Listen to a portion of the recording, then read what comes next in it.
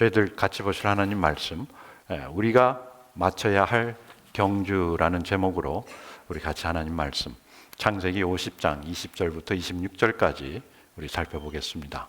요즘 제가 책을 보지를 않아서, 그러니까 책을 들고 보지를 않으니까 갑자기 성경을 펴면은 좀 어색해요. 근데 성경을 펴면서 읽다 보면은 이게 그 앞에 부분, 그 뒤에 부분이 눈앞에 쫙 들어오니까 이 성경을 이해하기가 너무너무 좋습니다. 그리고 옛날에 줄쳐놨던 것들, 이거 왜 줄쳤는가? 여러분 줄치면서 우리 색칠하면서 성경을 보지 않았습니까? 그것들이 다시 기억이 나고 그때 당시에 깨달았던 것들이 다시 기억이 나더라고요. 그래서 성경을 가지고 다녀야 되는데 참 저도 그렇고 여러분들도 그렇고 이 문명 때문에 점점 타락하는 것 같아요. 그래서 우리 성경 들고 다니기 운동을 좀 다시 펼쳐야 될 것 같습니다. 우리 창세기 50장 20절부터 26절, 특별히 창세기 50장 20절은 50-20 비전이라는 그 명제가 달린 부분입니다. 그러니까 우리 왜 그 정확한 비전이 뭡니까? 20-20 비전 아닙니까? 20-20. 그런데 창세기 50장 20절은 우리 그리스도인들이 가져야 하는 50-20 비전입니다. 그것을 생각하면서 우리 같이 읽겠습니다. 창세기 50장 20절. 당신들은 나를 헤아려 하였으나 하나님은 그것을 선으로 바꾸사 오늘과 같이 많은 백성의 생명을 구원하게 하시려 하셨나니 당신들은 두려워하지 마소서. 내가 당신들과 당신들의 자녀를 기르리이다 하고 그들을 간곡한 말로 위로하였더라.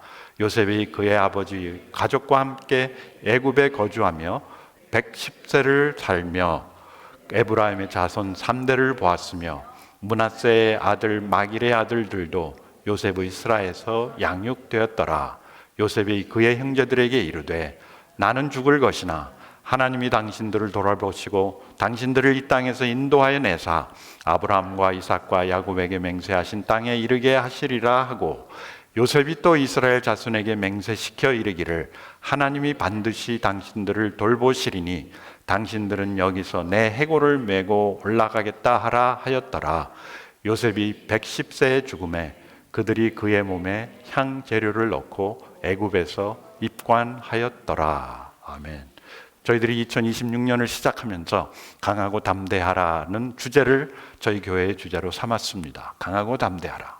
그러나 지금 와서 강하고 담대하는 것이 무슨 의미가 있겠는가? 그러나 생각을 해보면 첫째, 세상이 험하기에 1월 1일 예배 내용이었습니다. 세상이 험하니까 우리는 어떻게 해야 된다? 강하고 담대해야 된다. 그 다음에 두 번째, 사명이 있으니까 우리가 이루어야 할 사명이 아직도 남아 있다는 겁니다. 여러분, 리타이어 했다고 사명이 사라지는 것은 아니라는 얘기죠. 내가 편안하다고 해서 사명이 사라지는 것은 아니다. 그리고 지난주에는 우리의 사명은 무엇인가? 우리의 사명은 예수 그리스도의 복음으로 모든 사람을 예수 그리스도의 제자 삼는 것이다. 그렇게 같이 말씀을 나눴습니다. 오늘 본문 말씀의 주인공 요셉, 그리고 저희들이 지난주 금요일을 마지막으로, 토요일을 마지막으로 요셉의 일생에 관한 큐티 10주간 저희들이 했죠. 그것을 마쳤습니다. 그러면서 제가 생각한 것이 그 요셉의 여정과 그리고 우리가 가야 할 일, 그리고 요셉이 살았던 그 삶이 참 우리 이민 생활하고 비슷하다는 것을 느끼면서 요셉이 그 형제들과 자손들에게 부탁했던 그 말씀, 바로 오늘 우리에게 주는 말씀, 강하고 담대하라는 그 말씀인 것을 다시 한번 깨닫게 되었습니다. 요셉은 꿈장이로 시작했습니다. 요셉이 알려진 바는 어려서 꿈을 꾸었다. 하나님이 주신 꿈이죠. 그러나 자신이 앞으로 누리고 자신이 앞으로 이룰 그러한 것과는 완전히 차원이 다른 그냥 그 모습, 자기 형제들이 또 자기 부모들이 자기 앞에 와서 절하는 그것부터 요셉의 인생이 시작을 했습니다. 꿈장이 요셉. 그러나 그 꿈장이 요셉이 며칠이 못 가서 남의 나라에 팔려가서 노예가 되고 범죄자가 되고 그 다음에 범죄자에서 멈췄던 것이 아니라 총리가 되고 나중에는 생명을 구하는 자. 그냥 자기 가족들의 생명뿐만 아니라 누구의 생명까지요? 애굽 사람들의 생명, 그리고 애굽 주변에 있는 많은 나라의 많은 민족들의 생명을 구원하는 어떻게 보면은 예수 그리스도의 참 그 모습이 그에게 나타난 겁니다. 생명을 구하는 자요. 그리고 이제 마지막으로 50장 20절부터 나오는 내용에서 요셉은 선지자. 앞으로 어떤 일이 일어날 거며 당신들은 어떻게 해야 된다. 선지자의 역할이 그겁니다. 하나님의 말씀을 이해를 하고 그 다음에 그 이해를 통해서 앞으로 어떤 일들이 일어날 것인가를 보고 비전을 본다 그러죠. 그리고 그것을 자녀들에게, 주변에 있는 사람들에게 인도하는, 그것이 선지자다. 그러나 그런 여정 가운데서 조롱당하고 배신당하고 팔려가고 종살이하고 모함당하고 감옥살이하고 잊혀지는 단계까지 갔던 거예요. 참 생각해 보면요, 우리의 인생은 어떻게 보면은 메모리입니다. 기억이에요. 내가 무엇을 기억하느냐에 나의 인생이 거기에 다 포함이 돼 있는 거예요. 그리고 내가 누구에게 기억이 되는가, 이것이 우리에게 참 소중한 겁니다. 그런데 요셉은 감옥서에서 점점 잊혀져 가고, 왜? 그때까지 시간이 벌써 14년이 거의 흘렀어요. 그동안 자기 식구들의 소식도 전혀 모르고, 그리고 자기를 구해주겠다고 나간 사람조차도 2년 동안 완전히 잊어버렸어요. 그런 잊혀짐 속에서 지내고 있던 요셉. 그런데 총리가 돼서 나라를 운영하고 가문을 준비하고 그 다음에 식량을 공급하고 가족과 상봉하고 또 가족을 다 이민시키고, 여러분들 그러신 분 있을 거 아닙니까? 혼자 먼저 왔다가 그 다음에 가족들을 초청해가지고 다 미국에 오신 그런 가족들이 많이 있습니다. 그리고 여기서 아지막이 아니고 마지막 유언을 이제 자녀들에게 하는 겁니다. 바로 죽기 전이 아니라, 그렇지 않습니까? 여러분 지난번에도 말씀드렸지만은 야곱도 그 유언을 바로 죽기 전에 한 것이 아니라 미리. 그 유언의 의미는 뭐냐면은 앞으로 하나님께서 이런 일을 행하실 거니까 너희들은 이렇게 살아라, 준비하라는, 대비하는 그런 것이기 때문에 죽기 바로 전이 아니라 죽기 전에, 정신이 말짱할 때, 그리고 자녀들이 자신의 말을 들을 수 있을 때 유언을 한 겁니다. 이민 생활이 그들이 살았던 그 애굽 생활, 그리고 애굽에서의 삶이 끝이 아니다라는 얘기입니다. 야곱도 그것을 확실히 명시했고, 그 다음에 요셉도 여기서 강조하는 겁니다. 이 두 세대에 걸쳐서 야곱이 얘기한 것뿐만 아니라 요셉도 똑같은 얘기를 하는 겁니다. 자기의 해골을 어디에다 묻어달라? 가나안에 묻어달라. 뭐냐? 가나안으로 돌아가야 된다는 겁니다. 가나안으로 돌아가야 된다는 얘기예요. 이민 생활이 여기에서 잘 사니까, 잘 먹고 있으니까, 집 다 지어놨으니까, 자녀들도 여기서 컸으니까 여기에서 마치는 것이 아니라는 것이에요. 고센 땅에서 고생하면서 살다 죽는 것이 이들이 온 목적이 아닐 뿐만 아니라 애굽의 풍요로움을 즐기다가 가는 것이 인생의 마지막이 아니라는 겁니다. 여러분 그렇지 않습니까? 우리가 미국 땅에 온 것이 미국의 풍요로움을 참 즐기고 누리고 그것을 나누고 그것을 물려주고 가는, 이것이 우리 이민 생활의 마지막이 끝이 아니다라는 얘기입니다. 아멘? 그런데 다 이렇게 안주하고 사니까 하나님 보시기 얼마나 답답하시겠어요. 그리고 여러분들도 한번 생각해 보세요. 지금까지 고생한 거, 이 애굽 사람들이 고생한 건, 애굽 사람이 아니라 이 야곱의 식구들이 고생한 거는 말도 아닙니다. 저기 누굽니까? 이 요셉이 고생한 것은 이들에게 비하면 아무것도 아니에요. 근데 그 고생의 대가가 그냥 고생하는 식구들이 고센 땅에 와가지고 또 거기서 먹고 마시고 잘 살고 잘 가는 것으로 만족한다면, 그것이 다라면은 그 고생의 의미가 별로 없다는 것이죠. 그렇지 않습니까? 참 저희 아버님도 고생을 많이 하고 돌아가셨어요. 진짜 아무것도 누리지 못하시고, 저희 어머님도 마찬가지입니다. 저희 그 이민 세대는 저희들이 생각할 때 진짜 고생한, 여기서는 고센 땅이지만 미국 땅이라는 데서 고생하면서 살았던 그 세대. 만약에 그것이 그냥 우리가 좋은 집에서 살고 좋은 교육 받고 좋은 직장 잡고 돈 잘 벌면서 편하게 사는 것이 다라면은 아깝다는 얘기예요. 그것 때문에, 겨우 그것 때문에 우리 선조들이, 우리 부모님들이, 아니면 우리 자신들이 와서 이 땅에서 고생하면서 이렇게 살아야 하느냐. 결국 먹고 마시고 잘 먹고 잘 살고, 그리고 뭐 조금 더 많은 것을 누리기 위해서 우리가 이런 고생을 했다면은 별로 우리의 삶의 의미가 없다는 것이죠. 그래서 요셉은 여기에서 그 자손들에게, 그리고 자기 식구들에게 가야 하는 땅, 가야 하는 땅이 있다. 그리고 지켜야 하는 신앙이 있고, 그리고 맞춰야 하는 경주가 있다는 것을 강조하는 겁니다. 예. 여러분, 우리 자녀들에게도 뿐만 아니라 우리 자신들에게 우리가 같이 이 말씀으로 경각심을 불러일으켜야 돼요.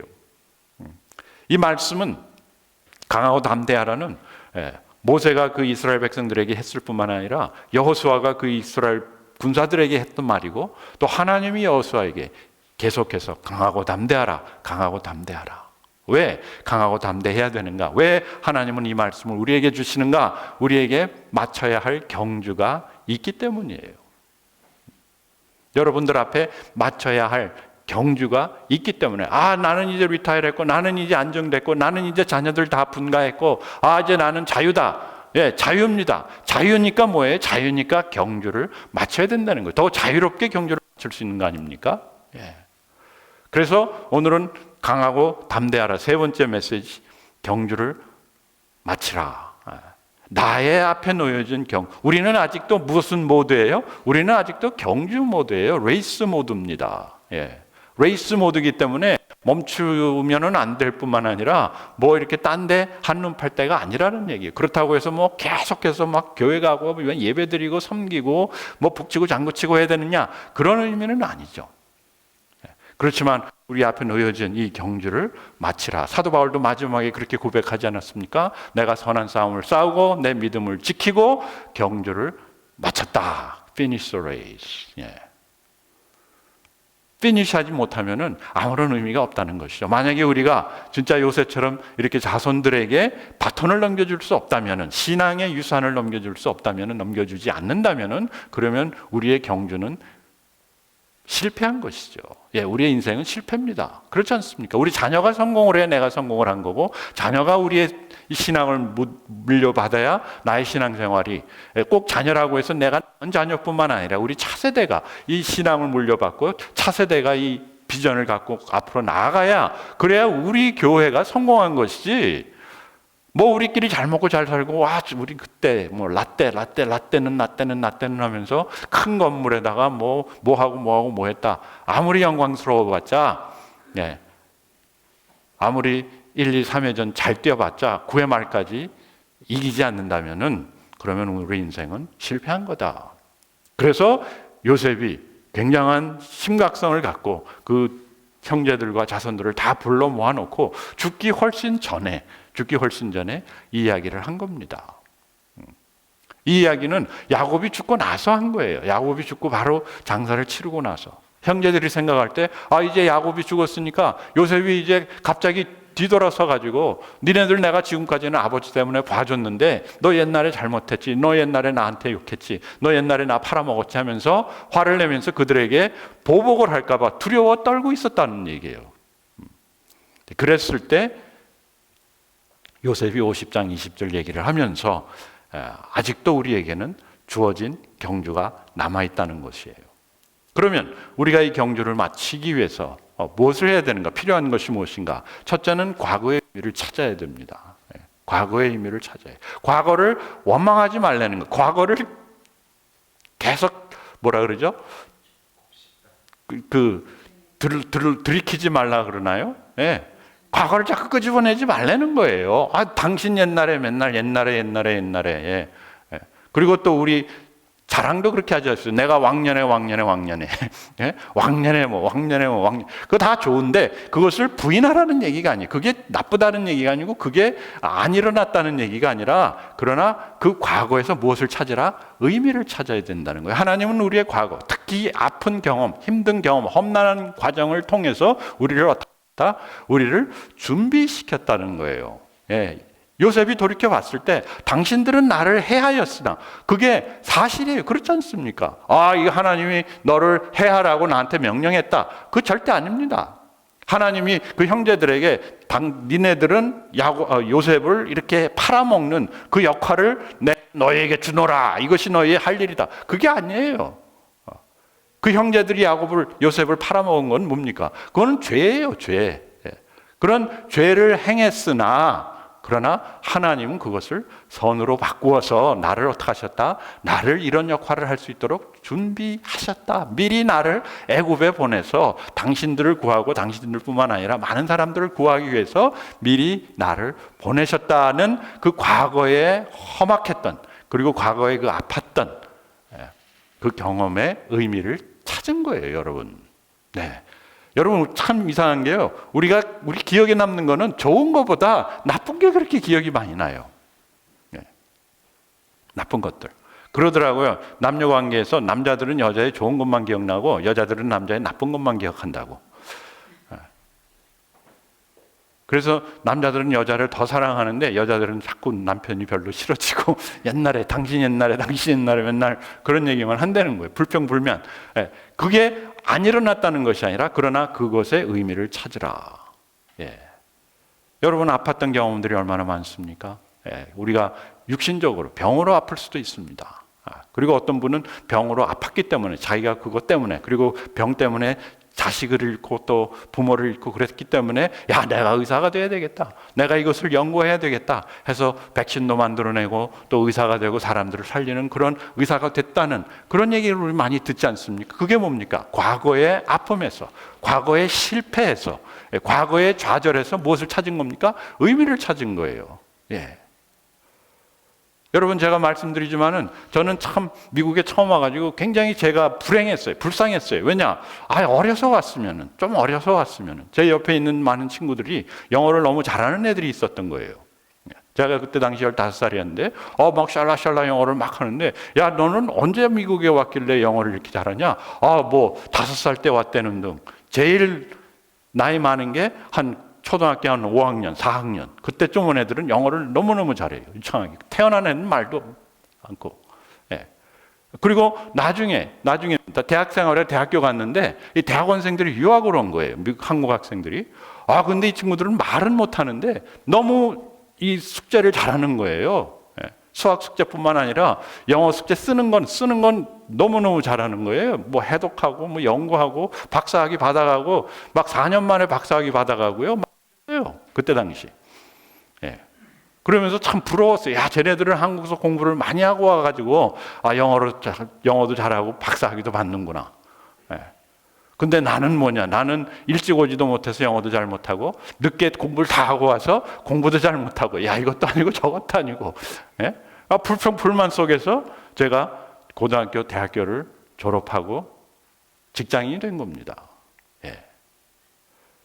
그러면서 이제 신앙생활을 시작했는데 한 번은 어느 교회를 갔는데 그 교회에서도 우리 교회 정도 사이즈 되는 교회인데 제가 이제 출장을 나가가지고 아직도 기억이 납니다. 콜로라도 덴버에 있는 침례 교회인데 그때 그 목사님 이름을 얘기하면은 이렇게 인터넷에 찾아보면 나오는데 거기서 이제 수요 예배를 드리는데 거기를 참석을 했는데 막 어른들이 막 쿵짝쿵짝 예배를 하면서 뭐 신나게 주의 이름을 부르는 자는 뭐 구원을 얻으리로다 예수 이름으로 하면서 그냥 으쌰 하면서 막 예배를 드리는데 아이들은 밖에서 막 우리 진짜 교회 아이들처럼 밖에서 막 노는 거예요 그냥 아무것도 하지 않고. 그때 당시 그 아이들이 한 14살부터 이렇게 청소년들도 있었고 어린아이들도 있었고 그런 프로그램이 없었던 거예요. 왜? 아이들은 영어를 하니까 그 영어로 그 아이들을 도와줄, 인도할 아무런 성인들이 없었던 겁니다. 그리고 그런 마음을 갖고 이제 아이들하고 주일학교를 하시는 분들은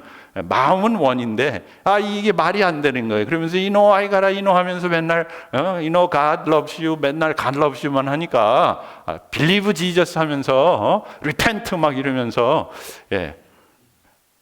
그러니까 애들이 전혀 교감이 없는 거죠. 커뮤니케이션이 안 되는 거죠.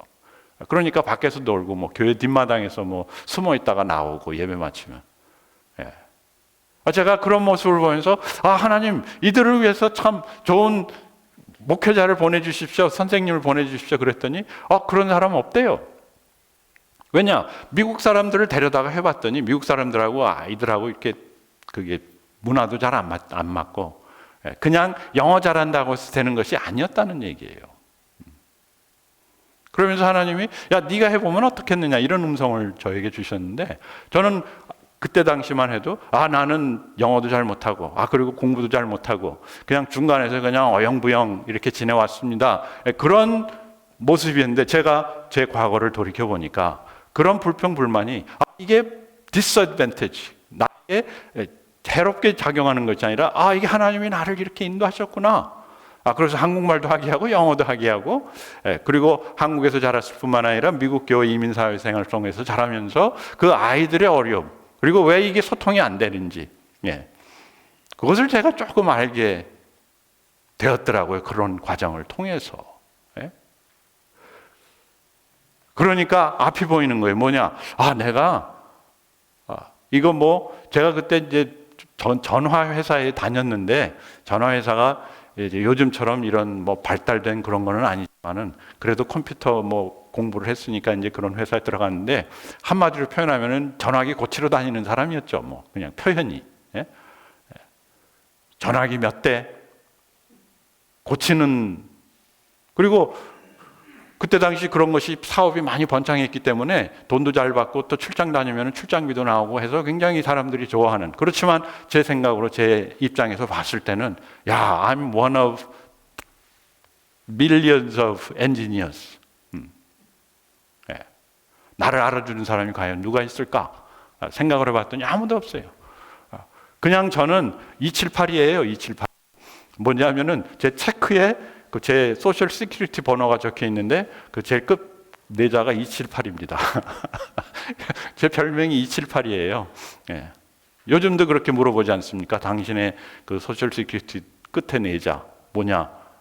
그게 솔직히 278이에요. 그래서 제 별명이, 제가 제 스스로 별명이 278이, 나는 278이다. 나를 생각해 주는 사람이 누가 있었을까? 아무도 없었던 겁니다. 저희 부모님도 그냥 졸업하고 잘 사니까 오케이, 그걸로 끝. 그런데 이러한 과거를 통해서 살펴보니까 하나님이 나를 이러한 사명으로 인도하시는구나를 발견하게 된 거죠. 하나님의 섭리를 발견하라. 하나님의 섭리를 발견하라. 여러분들은 저보다 더 험난한 삶을 사신 것 같아요. 진짜 연세가 많으실수록, 저희보다 이민을 더 일찍 오셨던 분들, 또 오래 이민 생활을 하신 분들 진짜 험악하게 살았어요. 무시무시하게 살았어요, 진짜.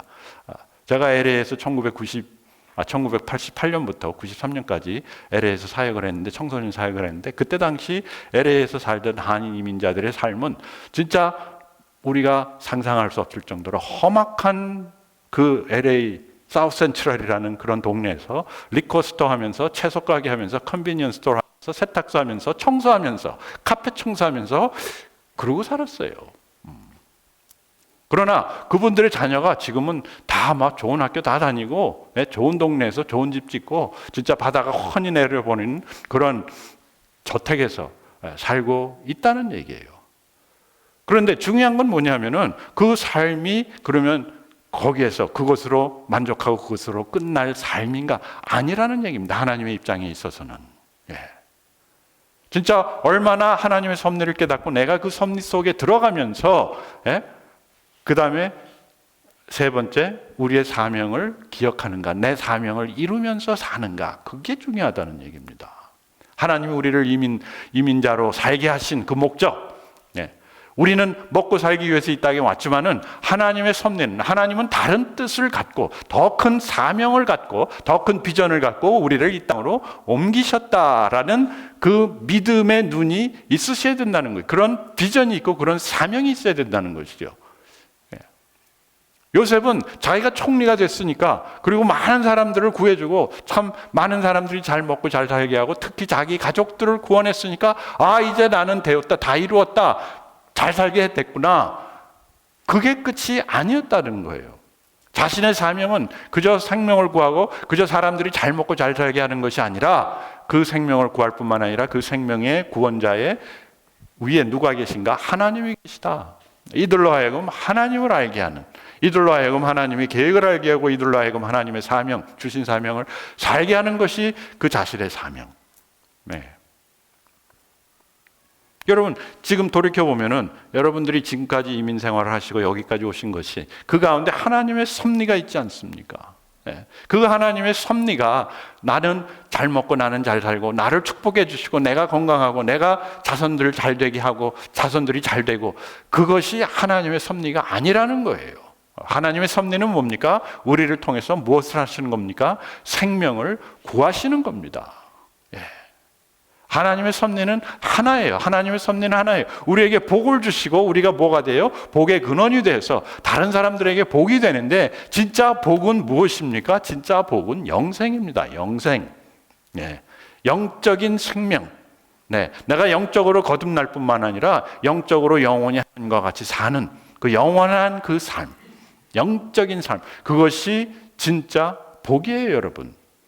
그 복을 주시기 위해서 예수 그리스도께서 이 땅에 오셨고, 그 복을 나누라고 명령하신 분이 예수 그리스도시고, 우리는 그 복을 나누는 그 중간에, 그것이 우리의 사명일 뿐만 아니라 우리는 그 중간에 있다는 얘기예요. 그것을 내가 사명으로 받아들이느냐 안 드리느냐.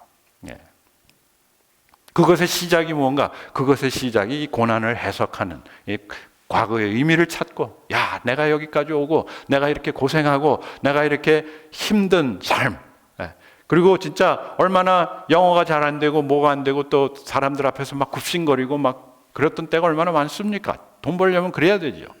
그런 모든 것들이 거기에서 멈추는 것이 아니고, 그저 돈 벌기 위해 했던 것이 아니라 하나님께서 나를 통해서 생명을 구원하게 하려 하셨구나 라는 뭐예요? 발견, 믿음, 사명, 자신감, 여러분. 여러분, 그저 그냥 내가 뭐 결혼을 잘못해서 미국에 왔고, 이건 여러분들 얘기가 아니라 제가 아는 분, 저를 참 도와주시고 우리 교회도 많이 도와주셨고 아직도 도와주시는 그분, 그분은 진짜 솔직히 남편 따라 미국으로 온 거예요. 남편이 좋아 보이니까. 아주 잘생겼고, 그리고 그때 당시 막 피스코어라 그래가지고 평화봉사단으로 와가지고 막 영어도 가르치고 막 이러니까 여대생이 홀깍 반한 거예요. 사람 잘생겼어요. 금발에다가. 그래서 그 사람하고 결혼하고 딱 왔는데 오자마자 그냥 문제가 생긴 거죠. 그러면서 삶을 포기하고 마칠 수도 있었지만 그렇지 않냐고. 그 가운데서 야, 하나님이 이곳에 보내신 것은 자기뿐만 아니라 많은 사람들의 생명을 구원하게 하려 하셨구나. 거기에 동참하게 되고 거기에 쓰임받고 계속해서 지금까지 그 사명을 기억하면서 사명을 향해서 살아가는 것이죠. 여러분, 우리의 사명은 단 하나입니다. 뭐 어디 가서 선교하고 어디 가서 목회하고 어디 가서 집사하고 어디 가서 장로하고 그런 것이라기보다도 우리의 사명은 단 하나, 뭡니까? 생명을 구하는 거다라는 거예요. 생명을 구하는 거.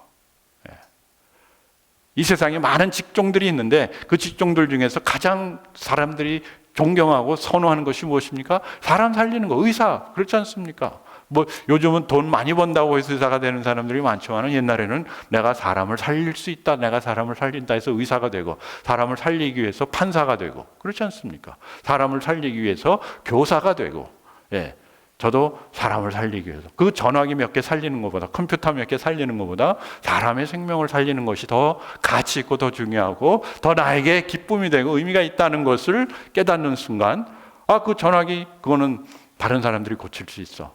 그러나 사람의 생명은, 영생은 오직 하나님께로부터 오는 것이요, 하나님의 사람들로 통해서 그 영생의 구원 받고 생명을 얻게 되는 것을 제가 깨닫고 이 길을 택한 것입니다.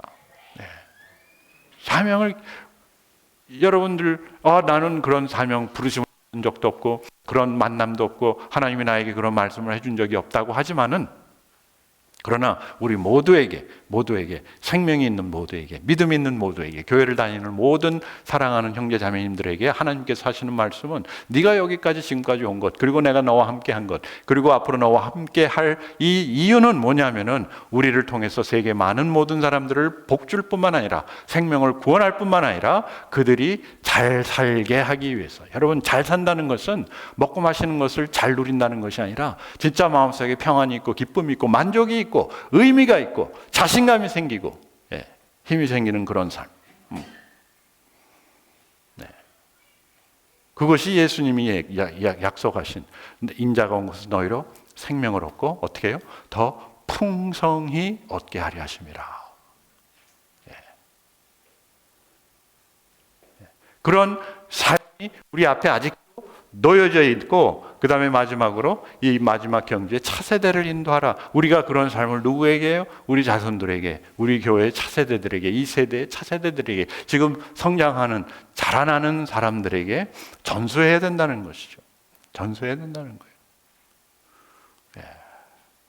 그냥 유산 물려주고 재산 물려주고 남은 거 물려주고 쓰다 남은 거 아니면 모아놨던 거 물려주고 가는 것이 우리의 인생이 아니라, 우리는 이러한 꿈을 심어줘야 되고 사명감을 심어줘야 되고, 이러한 목적과 이러한 하나님의 섭리와 이러한 믿음을 우리 자녀들에게, 우리 차세대들에게, 나는 자녀가 없는데 우리 애들은 벌써 장성했는데, 우리 애들은 벌써 신앙이 있는데요, 그게 아니고 우리 진짜 주변에 있는 차세대들, 이들에게 어떻게 해야 된다? 전수를 해줘야 돼. 그냥 야 이렇게 해라 저렇게 해라가 아니라, 요셉이 뭐라고 합니까? 내가 당신의 아들들을, 자녀들을 내가 키울 테니 그거 먹여 살린다는 얘기가 아니에요. 이러한 신앙인으로, 왜? 우리가 살고 있는 이 세대가, 이 세상이 신앙적으로 영적으로 그렇게 맞는 세상이 아니기 때문에, 얼마나 많은 것들에 자녀들이, 아이들이, 또 우리 차세대가 휩쓸리고 있고, 우리도 마찬가지 아닙니까? 우리도 셀폰 쓰면서 막 하면서 이것저것 하다 보면은, 유튜브 보고 뭐 숄츠 보고 뭐 이런 거 보다 보면 그냥 두세 시간 금방 지나가지 않습니까? 하물며 우리 자녀들은요, 거기에서 나올 방법이 없는 거예요. 우리가 그들을 인도하지 않고, 우리가 이런 신앙과 믿음과 비전을 심어주지 않는다면. 그런데 그런 심어주는 것이 그냥 말로 해서 되는 것이 아니라는 거예요. 요셉처럼 삶으로, 우리 한국말에 몸으로 떼어내는 거 있지 않습니까? 몸으로 떼어야 되는 거예요. 같이 부딪히고 같이 노력하고 같이 이것을 향해서 나아가는 그런 가족이 되고, 그런 마인드셋을 가질 때 결국은 우리가 이 경주를 마칠 수가 있다는 것이죠, 여러분. 오늘 우리 이 말씀뿐만 아니라 진짜 50장 20절 말씀, 하나님이 당신들의 해를 나로 하여금 생명을 구하는 자로 사용하기 위해서 사용하셨다. 우리 하나님께서 우리를 오늘도, 지금도, 이 순간에도 생명을 구원하는 사람으로 사용하고 계시다는 것을 기억하면서 오늘 예배 마치기를 원합니다. 우리 같이 일어나셔서 가서 제자 삼으라, 이 찬송가 부르시면서 예배 마치겠습니다.